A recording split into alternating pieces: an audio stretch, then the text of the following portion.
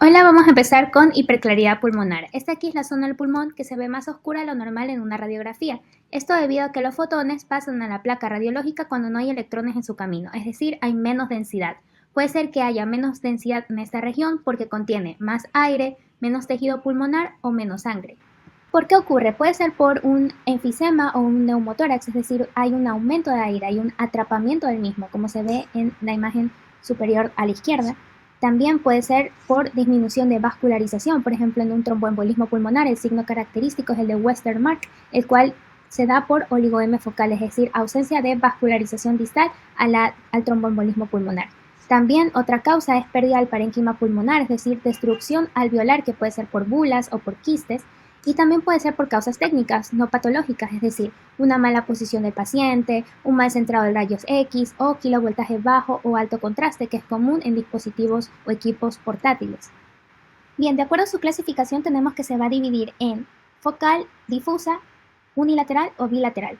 Entonces, en focal unilateral tenemos a la atelectasia obstructiva, a las bulas y al tromboembolismo pulmonar. En la unilateral difusa vamos a tener al neumotórax, al síndrome de Swyer-James y alteraciones de la pared torácica. Con respecto al síndrome de Swyer-James, que es la imagen superior a la derecha, es una secuela de una infección viral en la infancia que lleva a una bronquiolitis obliterante y después lleva a un pulmón hiperlúcido, pequeño y con hipoperfusión, como se observa en la imagen. De ahí, con respecto a la focal bilateral, tenemos a los quistes múltiples, a las bulas y al enfisema localizado. Y con respecto al bilateral difuso, tenemos al enfisema difuso, al asma severa, la bronquiolitis obliterante y la fibrosis quística. En cuanto a ejemplos de lesiones focales radiolúcidas, tenemos a las bulas, las cuales van a ser espacios de aire de más de 1 centímetro de paredes finas por destrucción alveolar. También pueden haber quistes pulmonares, cavitaciones, en el caso, por ejemplo, de la tuberculosis. También dentro de estas lesiones focales radiolúcidas entra el neumotórax localizado y el enfisema lobar congénito. Otros ejemplos de hiperclaridad pulmonar difusa tenemos el enfisema pulmonar, el asma severa, la bronquiolitis obliterante, el déficit de alfa-1 antitripsina que puede llevar a un enfisema panacinar de predominio en lóbulos inferiores. Bien, en cuanto a los signos tomográficos y radiológicos, lo que vamos a observar va a ser la radiolucencia, la vascularización, la hiperinsuflación o atrapamiento aéreo y el patrón en mosaico. Tanto en la radiografía de tórax como en la tomografía se va a ver la radiolucencia, es decir, se va a ver el pulmón más oscuro. De ahí, en cuanto a la vascularización, en la radiografía se ve la disminución o escasez de las marcas vasculares pulmonares y en la tomografía se ve hasta la reducción del calibre, va a ser más evidente e incluso cuantificable. De ahí también la hiperinsuflación se la puede observar en la radiografía de tórax como diafragmas aplanados, aumento de espacios intercostales, tórax en tónel. En la tomografía esta hiperinsuflación se va a ver con mayor espacio aéreo, atrapamiento visible como zonas hiperlúcidas con menor perfusión. Y de ahí tenemos el patrón de mosaico. Este de aquí en la radiografía del tórax no siempre se aprecia, pero en la tomografía es muy visible. Ya va a haber una alternancia de zonas hiperlúcidas y zonas normales. Es más evidente en la tomografía, así que por esta razón la tomografía es más sensible y específica que la radiografía para este tipo de alteraciones. En cuanto al enfisema pulmonar, este se define como el agrandamiento anormal y permanente de los espacios aéreos distales a los bronquiolos terminales, acompañado de la destrucción de la pared alveolar. En cuanto a su epidemiología, tenemos que el enfisema pulmonar, según un estudio en 2021 de la GBD, dice que de 1990 a 2021 hubo 213 millones de casos prevalentes de POC en 2021, una tasa estabilizada de 2.513 por cada 100.000 personas. Este mismo estudio indica que hubo 372 millones de muertes atribuidas a esta enfermedad, con una tasa estabilizada de mortalidad de 45.2 por cada 100.000 personas. Esta disminuyó un 37% desde 1990. Tenemos factores de riesgo como el hecho de fumar, tabaco, cigarrillo, que libera toxinas en nuestros cuerpos que provocan una reacción inflamatoria. Primero provoca una lesión alveolar y luego provoca una reacción inflamatoria. También tenemos que el déficit de alfa-1 antitripsina, que esto es un factor de riesgo genético, que al no haber esta glicoproteína, esta tiene una función de protección del tejido alveolar. Al no haber esta, enzimas proteolíticas degradan este tejido, provocando una lesión y provocando una infección. Y tenemos que la inyección intravenosa de metilfenidato, que es el Rectalin pulmonar, que esta tiene sustancias insolubles que no deben ingresar al torrente sanguíneo y que cuando pasan el primer filtro, que es el pulmón, en los capilares pulmonares, estas se quedan ahí provocando una reacción inflamatoria, por ende todo lo demás fisiopatológico del enfisema pulmonar. Las manifestaciones clínicas del enfisema va a ser síntomas funcionales como la disnea progresiva, hipocapnia, taquimnia. Tenemos signos físicos como respiraciones con labios fruncidos, posición de trípode, hiperinsuflación torácica, ruidos respiratorios reducidos y con hiperresonancia y también complicaciones tardías como el cor pulmonar, que es la hipertrofia del ventrículo derecho. En cuanto a los signos radiológicos del enfisema pulmonar, tenemos un epidiafragma aplanado, tenemos que es más radiolúcido, la tomografía o la resonancia, tenemos que hay un aumento del espacio aéreo retroesternal, un aumento del diámetro anteroposterior del tórax, también haber un aumento de los espacios retroesternal, va a haber unas costillas muy espaciadas, un arcamiento esternal, un ataque en vaina de sable, que es como que el ataque está un poquito desviadita, por así decirlo, un embotamiento de los ángulos otofrénicos lateral y posterior, y en caso de que complicaciones tardías o manifestaciones tardías como el cor pulmonar, que es una hipertensión arterial pulmonar, podemos ver el agrandamiento del ventrículo derecho. En cuanto a la tuberculosis, tenemos la tuberculosis primaria, que es la forma inicial de la enfermedad que aparece tras la infección por Mycobacterium tuberculosis en una persona no infectada previamente ni inmunizada. Es decir, es la primera respuesta del organismo ante la llegada del bacilo. Y tenemos la tuberculosis por reinfección o también llamada tuberculosis secundaria, que es cuando aparece en individuos que ya fueron previamente infectados y sensibilizados por el Mycobacterium tuberculosis, ya sea por reactivación endógena o exógena.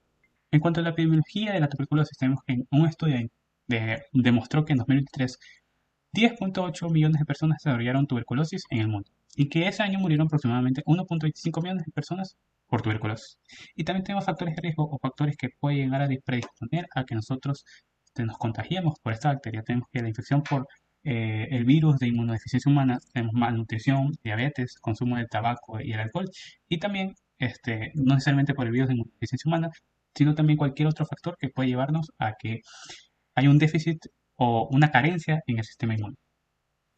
Al ser una bacteria, las manifestaciones clínicas que presenta el paciente puede ser fiebre, pérdida de peso, retraso en el crecimiento, tos y letargia. Y en cuanto a los signos radiológicos de la tuberculosis, podemos ver una consolidación parenquimatosa, una linfadenopatía que se ven con vueltas blancas alrededor de todo el pulmón, una opacificación parenquimatosa, ya en casos graves podemos ver el derrame pleural y las opacidades miliares. Muchas gracias. Ahora, con respecto a las tomografías del enfisema, pues tenemos a la tomografía computerizada de alta resolución, que esta va a permitirnos evaluar de forma más detallada los cambios del parénquima pulmonar a comparación que una simple radiografía. Se puede caracterizar la extensión del enfisema, la distribución lobar, la presencia de bullas y hasta zonas de atenuación baja, es decir, zonas más negras. Con respecto a los hallazgos tomográficos generales, se observa áreas hipodensas sin paredes visibles, también representando alvéolos destruidos y sobredistendidos. Sin embargo, hay que tener en cuenta de que este patrón, estos hallazgos tomográficos van a cambiar un poco dependiendo del enfisema, el tipo de enfisema que estemos tratando. Bueno, como ya sabemos, el enfisema está clasificado en tres tipos: el enfisema centrolobular, el enfisema panlobular y el enfisema septal. Primero vamos a empezar con el enfisema centrolobular. Aquí, ¿qué vamos a encontrar? Este subtipo se caracteriza por lesiones que afectan predominantemente la parte central del lobulillo secundario, típicamente en la zona del bronquiolo respiratorio y el acino proximal, mientras que los alvéolos distales o los márgenes del lobulillo pueden quedar más preservados. En la tomografía, los hallazgos que vamos a encontrar es la apreciación de áreas de baja atenuación, con bordes a menudo poco definidos o irregulares de tamaño variable, que puede ser desde algunos milímetros hasta unos centímetros de diámetro, situadas en el centro de los lóbulos pulmonares. La distribución suele ser más frecuente en los lóbulos superiores, especialmente en las zonas apicales y en las zonas centrolobulares de cada segmento pulmonar.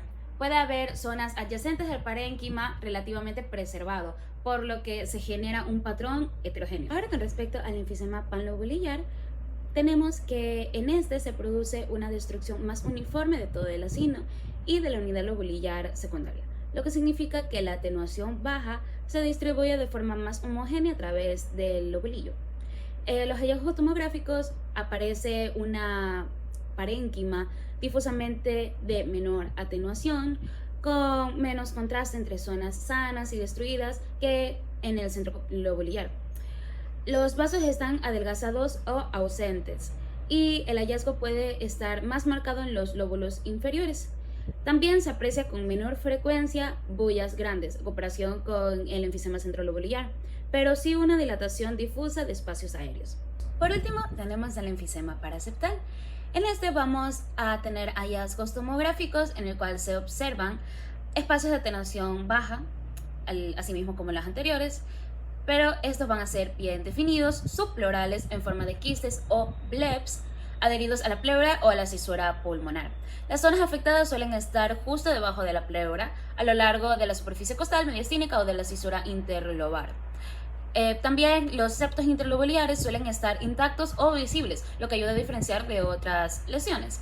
Las paredes de esos espacios aéreos son muy finas o prácticamente inexistentes, lo cual es característica de los blebs, o pueden confluir también hacia bullas mayores.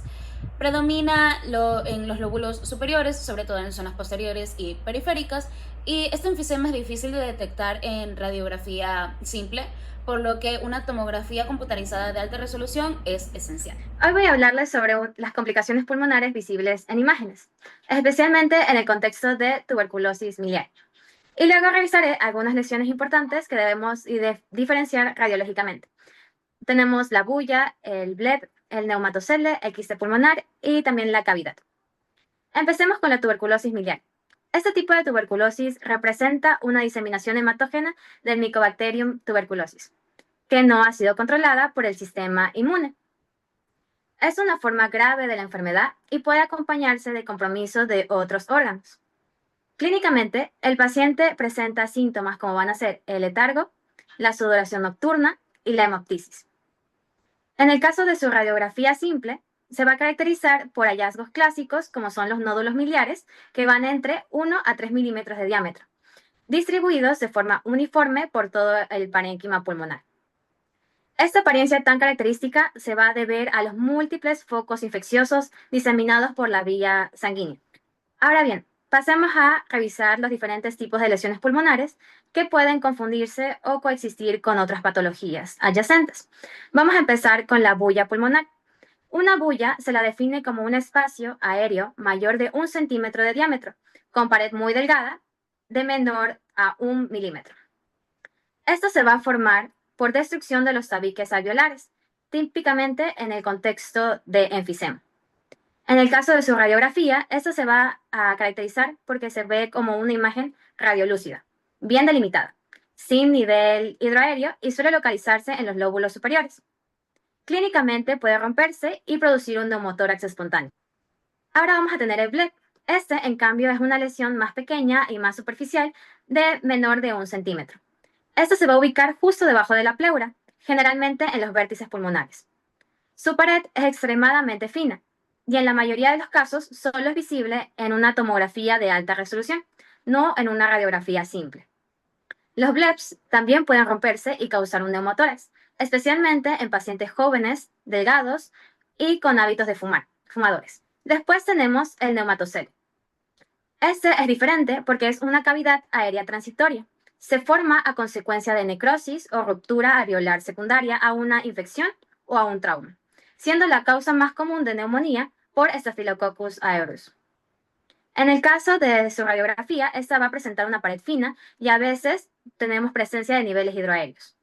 Una clave importante es que su tamaño puede variar con el tiempo y puede resolverse espontáneamente en pocas semanas, a diferencia de una bulla o de un quiste, que son lesiones estructurales y permanentes. El quiste pulmonar es un espacio redondeado u ovalado, con pared visible pero delgada, de menos de 2 milímetros. Puede estar lleno de aire, de líquido o de ambos. A diferencia de las bullas, el quiste no se origina por una destrucción alveolar, sino va a ser una lesión estructurada del parénquima, que puede ser congénita o también puede ser adquirida. Por ejemplo, vamos a tener enfermedades como lo son la histiocytosis de células de Langerhans. En el caso de su radiografía, el quiste va a ser de una apariencia regular, persistente y con una pared visible.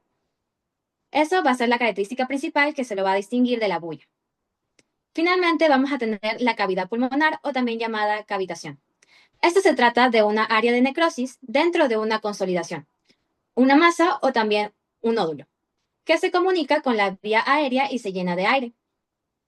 Las causas más comunes son procesos infecciosos como lo son la tuberculosis o los abscesos pulmonares, aunque también puede verse en neoplasias o enfermedades como la vasculitis.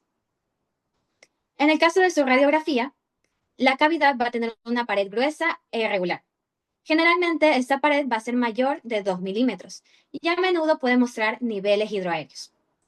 Cuando el grosor de la pared es menor o igual a 4 milímetros, esto se va a asociar con lesiones benignas. Sin embargo, tenemos otro aspecto, que va a ser un grosor mayor a 15 milímetros, y este grosor mayor a 15 puede sugerir malignidad.